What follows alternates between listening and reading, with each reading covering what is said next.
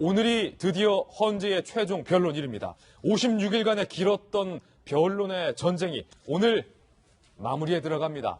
양측은 긴장감을 높이고 있습니다. 야구 방망이까지 등장하는가 하면 살인 위협 글까지 등장을 했습니다. 그런데 그 긴장감은 오늘 최고조에 이를 것으로 전망이 되고 3일절을 향해 가고 있습니다. 양측의 긴장된 분위기를 김유빈 기자가 취재했습니다. 이정미 헌재소장 권한대행이 탑승한 차량이 빠르게 들어옵니다. 뒤따르던 차량에 있던 경호원들이 급히 내려 취재기자들의 접근까지 막아섭니다. 한 20대 남성이 이정미 재판관을 살해하겠다는 글을 올렸다가 자수하는 소동이 벌어지자 헌재 재판관들에 대한 밀착 경고는 한층 더 높아졌습니다. 탄핵 반대 태극기 집회에선 헌재 재판관들을 향한 위협적인 발언도 잇따랐습니다. 이정미, 강일원, 당신들은 지금 대통령이라는 헌정 전체를 파괴하고 싶은 겁니다. 당신들 아무도 누구도 보장해주지 못합니다. 만약 잘못된 경우에는 아스팔트에 피를 흘리는 정도를 우리는 훨씬 넘어설 것입니다. 공격을 써야 할 때가 온다면 그때는 제가 제일 앞장에 설 테니. 박영수 특별검사 자택 주변에서 열린 탄핵 반대 집회 참가자는 야구 방망이까지 들고 선동에 나섰습니다. 당신 언제 몰라! 문재인 전 더불어민주당 대표 등 주요 대선 후보에 대한 경호도 강화된 가운데 탄핵 심판이 임박하면서 일부 참가자들의 과격한 행동이 점점 도를 넘어서고 있습니다. 채널A 뉴스 김유빈입니다.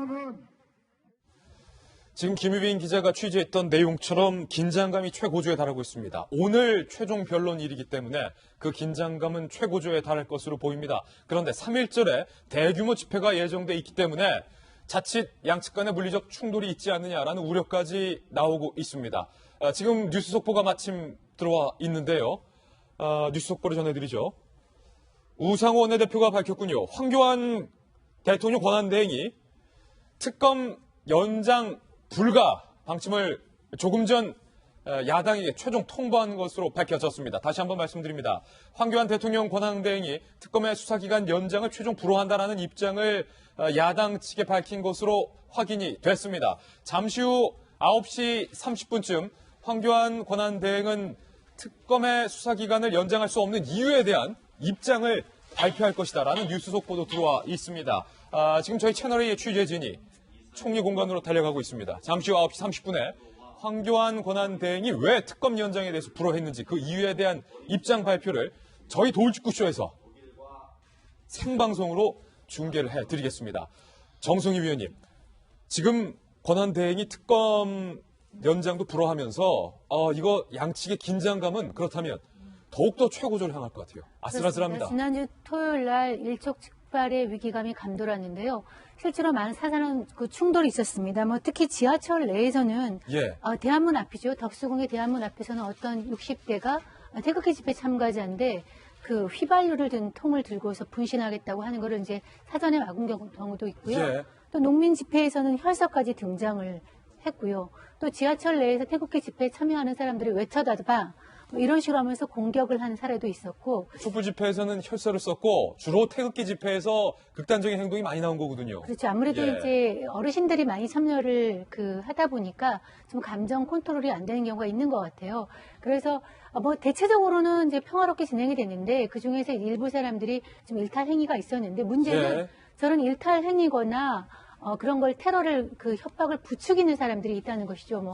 아까 얘기했지만 누구누구의 안위는 보장하지 못한다든가 야구 방망이까지 들고 와가지고 협박한다든가 이런 거는 정말 1940년, 45년 이후에 해방공안에 있었던 좌우 충돌을 연상케 하는 정말 굉장히 끔찍한 어떤 상황이고요. 근데 이것이 끝이 아니고 오늘을 넘어서 3월 1일까지 이제 이어질 걸로 계속 에스컬레이팅 최고조를 향해서 달려가고 있는 거거든요. 3월 1일에 우리가 이제 그 정부 단위의 행사가 끝난 다음에 오후의 상황은 예측할 수 없는 그런 상황이고요. 거기다가 조금 전 황교안 권한대행이 지금 촛불 시위에서 줄창 요구했던 것 계속 요구했던 것이 특검의 수사기간 연장하라라는 것이었는데 그거 불허한다라고 밝혔어요, 입장. 그것이 이제 예상은 되긴 했지만 사실 저는 바람직하진 않다고 봅니다. 특검 수사가 미비한 부족한 점이 있어서 수사가 끝내지 못한 측면이 있고 지금까지 특검이 13번이 있었습니다. 우리 예. 역사상.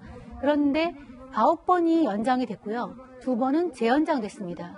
그러니까 불어된 것은 2번인데 그것은 정치적인 상황, 그 대북 송금과 그다음에 그 도곡동 사저와 관련이라 특검 연장이 필요 없는 상황인데 이런 상황에서 이제 연장을 불허하게 된 것 또 어떤 파장을 낳을지 모르겠습니다. 긴장감이 더더욱 고조될 것 같은데 윤태호 실장님, 저는 깜짝 놀랐던 게 주말에 이 시위 현장을 취재하면서 광화문 광장에 DMZ가 형성이 됐다. 비무장 지역이 형성됐다는 겁니다. 경찰 차벽으로. 사진 한번 보실까요? 양측의 물리적 충돌을 막기 위해서 인위적으로 경찰이 차벽을 형성해서 떼놓은 건데 이 간격이 300m. 300m면 사실상 짧은 거리지만 그 짧은 300m를 두고 저렇게 극단과 극단으로 양분이 되어 있다는 것은 뭐 누구의 잘잘못을 떠나서 일단은 가슴이 아픈 현실이에요. 그렇죠. 참 안타깝죠. 이렇게 딱 쪼개져 있는데. 근데 이걸 좀 뭐 5대5로 볼 일은 아닌 것 같아요. 5대5는 아니다. 그리고 참 지금 경찰이 얼마나 고생을 많이 합니까? 근데 저도 경찰이 좀 한마디 하고 싶은 게 있어요. 우리가 사람이 이제 말로 하는 거에 대해서는 풀어줘야죠. 말이 자유인데 말 못하게 하겠습니까? 무슨 말이든 간에. 근데 실제 물리적 행동을 하는 사람들 있지 않습니까? 뭐 기자를 폭행한다든지 예. 이런 경우에도 보면은 계속 보도가 나오는데 격리만 시켜요. 그 이렇게요? 자리에서. 이렇게. 예, 떼놓기만 하는데 저는 그 물리적 행동을 하는 사람들은 좀 위법 조치를 처해야 되는 거 아닌가. 그래야지 이 사람들이 볼 때 이까지는 해도 되는구나라고 생각할 수 있다는 거죠. 이걸 좀 빨리 잘라주는 게 맞다고 봅니다. 특히 탄핵이 뭐 이종이든 기각이든 판결이 나기 전에. 그리고 황교안 뭐 총리 권한대행에게도 한 말씀 드리고 싶은 게요. 이분이 반평생을 공안검사로 살았고 평생을 이제 뭐 법과 질서 이걸 입에 달고 다닌 사람인데 왜 이런 부분에 대해 가지고는 단 한마디도 언급을 안 하시는지 뭐 규제 완화 토크 콘서트 가가지고 황교안과의 대화 이런 거나 하고 다니시면서 저는 만약에 뭐 특검 연장에 대해서 말씀을 하시겠죠. 이유 연장 못한 이유에 대해서 그걸 하면서 이런 부분에 대해 가지고도 말씀하셔야 된다고 생각해요. 그리고 폭력 행위에 대해서 엄벌해야 된다. 뭐 양쪽이 똑같다 이럴 게 아니라 폭력 행위를 하는 사람에 대해 가지고 엄벌하겠다는 방침을 밝혀야죠. 긴장감이 최고조에 달하고 있는데 박영수 특검의 자택 앞에서 한 시위 참가자가 이런 말을 했습니다. 저희가 취재했는데 들어보시죠. 8살 먹은 아들이 있습니다. 저는 우리 아들한테 얘기했습니다. 아빠를 잊어라. 아빠는 대한민국을 위해서라면 아빠는 없다. 모든 분들이 그런 마음을 가지고 있기 때문에 우리는 여기 모인 겁니다. 우리는 목숨을 아깝게 생각하면 안 됩니다. 이 한 목숨 대한민국 살리는 데에 다 보내야 합니다. 김병민 의원님, 정말로 심각하게 걱정이 됩니다. 저는. 이 위기감을 굉장히 고조시키고 있는 측면으로 볼 수 있는데 저는 과거 이제 촛불 집회 과정을 지켜보면서 많은 국민들이 참여를 했었었고 거기에 대해서 뭐 대한민국뿐만이 아니라 외신들도 극찬했던 이유 중에 하나는 어떠한 폭력 행위도 없었을 뿐더러 굉장히 시위와 집회가 다 끝나고 났을 때 아주 차분한 일상으로 돌아가는 모습을 보여줬기 때문에 우리가 그 부분에 대해서 나름의 존중을 표했던 겁니다. 그리고 태극기 집회 같은 경우도요. 초창기에 사람들이 모였을 때만 해도 이렇게 극단적으로 나가진 않았거든요. 근데 저는 정치적 의사 표현의 자유가 있기 때문에 얼마든지 박근혜 대통령에 대한 탄핵에 반대하는 기각을 해야 된다고 주장하는 사람들의 의견도 일부 주장할 수 있다고 생각을 하는데요. 지금 이러한 모습들을 보면은 일반 시민들이 맞는가라는 생각이 들 정도로 과격한 행동과 메시지를 전달하는 겁니다. 그러니까 말 그대로 위기감을 최고조로 달하고 있는데 지난 촛불 집회가 그랬고요. 지난 주말에 이제 이어지는 3월 1일의 촛불 집회가 3월 1일의 집회가 그러할 것이고 이어지면 이제 마지막에 있는 주말 집회가 그러할 건데 지금 3.1절에 일단 대규모 태극기 집회 총동원령이 내려져 있고 있죠. 그 3.1절 이후에 3월 5일인가요? 주말 집회에는 대규모 촛불 집회 총동원령도 지금 내려져 있어요. 맞불이. 왜냐하면 그 다음으로 이어져 있는 게 바로 말 그대로 헌재의 최종 심판 결과를 앞두고 있기 때문입니다. 근데 저는 이게 일반 시민들이 한두 명이 나와서 했던 행동이 아니라 누군가가 만약에 이러한 아주 최고조의 위기감을 고조시키기 위한 고도의 계산된 전략은 아닐까라는 개인적인 의구심도 좀 가져봅니다. 왜냐하면 이렇게 위기감이 고조가 되는 거예요. 이 위기감이 지금 고조시키고 있는 측면은 일반적으로 박근혜 대통령의 탄핵을 반대하는 사람들의 입장으로 볼 수 있는데 헌재의 일방적인 심판을 믿을 수 없다라고 얘기를 하면서 계속 위기감이 고조가 되는 겁니다. 여기에 이런 위기감의 고조를 마지막 한 방으로 해소할 수 있는 사람이 단 한 명인데 누구겠습니까? 박근혜 대통령이 이러한 위기감의 고조 속에서 결국은 헌재의 최종적인 심판을 받아들이지 않고 내가 이 위기감을 해소하기 위해서 대통령직을 그만둔다라고 만약에 돌아오는 주말 정도에 하야 선언을 하게 된다면 자진 하야에 대한 소위 말한 명분 포석이 아닌가라고 얘기하는 사람들이 있는 거거든요. 그러니까 저는 여기에 대해서 아주 강력하게 규탄하고 싶은 사람 딱 한 사람이 이런 위기감을 고조시키는 정치인들에 대해서는 꼭 쓴소리를 하고 싶습니다. 아니, 김병민 의원님 이렇게 평소에 자유롭게 돌직구 날려주시는 건 좋지만 또 이러다가 괜히 신변의 위협이 김병민 의원에게 가지 않을까 저는 좀 걱정이 되는데 일단 거기까지 듣겠습니다. 그리고 태극기 집회 측의 몇몇의 내용을 저희가 인터뷰를 좀 해봤는데 그것도 좀 살펴보겠습니다. 네, 탄핵 기각을 주장하는 박상호 회장이 정광용 씨가 이렇게 말했습니다. 악마의 재판관 3명이 있다. 이들 때문에 탄핵이 인용이 돼도 아스팔트에 피가 뿌려질 것이다. 어마어마한 참극을 보게 될 것이다. 주말 집회 때 이런 발언이 나왔고요. 그리고 김진태 의원도 한마디 거들었습니다. 헌재 재판관들이 탄핵을 인용했다가 태극기에 깔려 죽을 수 있다는 걱정을 안 하려면 탄핵을 각하하면 된다. 탄핵 기각도 아니고 탄핵 각하 얘기까지 지금 나오고 있어요. 이 칼럼. 아까 정 의원님 말씀하셨지만 저도 대학교 1학년 때 보통 역사서 같은 거 많이 읽잖아요. 그럼 그때 이제 해방 이후에 우리나라가 얼마나 참 첨예하게 갈등을 겪었는지, 얼마나 폭력적인 사회 분위기가 조장됐는지, 얼마나 위험한 사회였는지를 적은 옛날 역사 소설들이나 역사서를 많이 봤었는데, 요즘 제가 어저께 촛불 집회 잠깐 나갔었는데 저쪽은 차마 못 가겠더라고요, 솔직히. 태극기 이쪽은 차마 못 가. 왜냐면은, 아까 앞에서 말씀드렸지만, 촛불 집회가 그래도 나름대로 설득력을 얻었던 건 100만, 150만, 200만이 모여들더라도 스스로 자정작용이라는 게 있었지 않습니까? 그래서 폭력은 절대 안 된다. 그리고 집회 끝나고 깨끗이 쓰레기까지 치워서 가는. 그래서 누군가가 차벽에 올라가려고 하면은 내려오라고 하고 이러면서 그러니까 그런 평화적인 집회가 설득력을 얻는 건데, 지금 그게 기각을 원하든 인용을 원하든 상관없이 폭력을 일단 쓴다라는 거는 사람들에게 그 설득력이 상당히 떨어지는 그런 행위일 수밖에 없습니다. 폭력은 안 된다. 어느 쪽이든. 그러니까 저는 그 의사를 어차피 그 사람들은 헌법에 규정되어 있는 게 뭐 집회의 자유, 결사의 자유가 있지 않습니까? 그래서 거기에 대해서는 충분히 어떤 의견이든 보장을 받아야 됩니다만 저렇게 폭력적인 의견, 더군다나 정치인들이 거기까지 가서 선동하는 그런 것들은 정말 좀 2017년에는 보지 않았으면 좋겠고 지금 화면에 잠깐 나왔지만 태극기도 태극기지만 왜 성조기가 저게 날라와야 되는 건지 잘 모르겠습니다. 성조기가 있었군요. 성조기가 있었는데 저도 굉장히 대형 성조기라서 저걸 제작하려면 상당한 비용이 드는 걸로 알고 있는데 도대체 우리나라 이 대통령 탄핵 이 국면에서 왜 성조기가 등장해야 되는지 정말 난센스가 아니라는 생각이 듭니다. 그렇군요. 박상시 교수님 오늘 모셨는데 환경권한대행이 결국에는 이런 주말에 분열된 집회를 기다렸던 걸지는 모르겠습니다만 그건 확실치 않습니다만 계속 묵묵부답으로 답변을 아끼고 있다가 이 집회 직후에 그리고 오늘 공교롭게 대통령의 최종 변론일이 예정돼 있는 오늘 특검 수사 불어.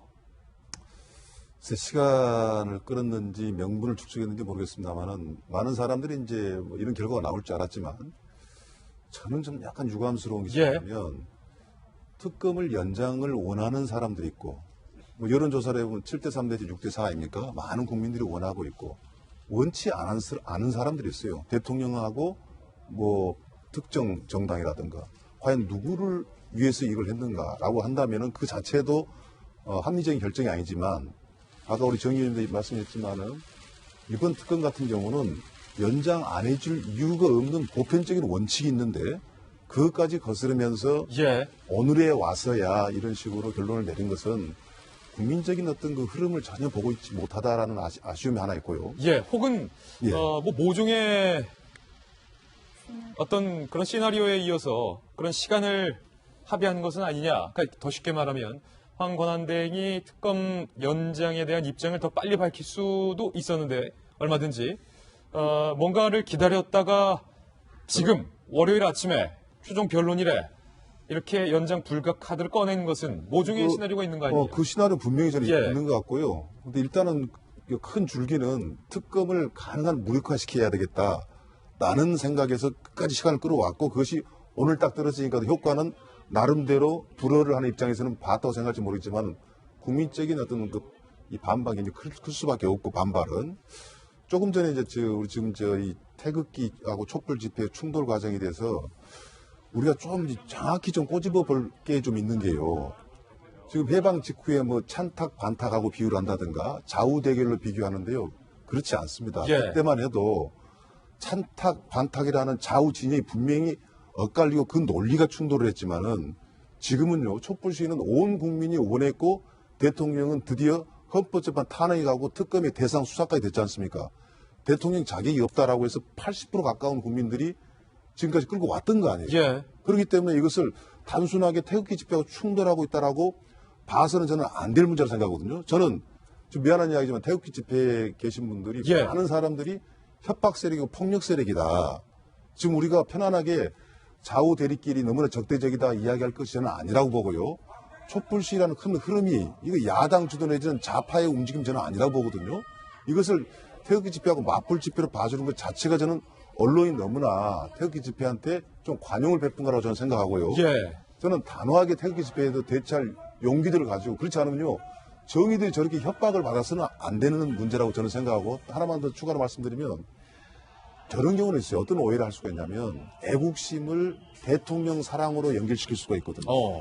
그래서 충분히 저런 감정적인 행동이 나올 수가 있지만은 대통령이 온전한 대통령 내지는 예. 앞으로 괜찮게 할 수 있는 대통령한테 힘을 준다고 했을 때는 저는 행동은 좀 이해는 할 수 있지만 어떻게 많은 국민들이 이제는 내려오십시오 라고 법의 잣대에 올라선 분한테 저런 식으로 거부하는 것은 지나친 것이다라고 우리가 생각을 해야지 똑같이 반반식으로 볼 필요가 저는 없다고 생각합니다. 이것은 태극기 집회 쪽이 잘못한 것이다, 일방적으로. 네. 예. 뭐 최소한 8대2 정도는. 8대2 정도로 잘못한 것이다. 황교안 권한대행 측에서 잠시 후 특검 연장 불허 입장에 대한 설명을 가질 예정입니다. 잠시 후 입장 발표가 시작되면 저희가 생중계해드리겠습니다. 본격적으로 저희가 준비한 첫 번째 돌직구 신문을 공개하겠습니다. 만나보시죠.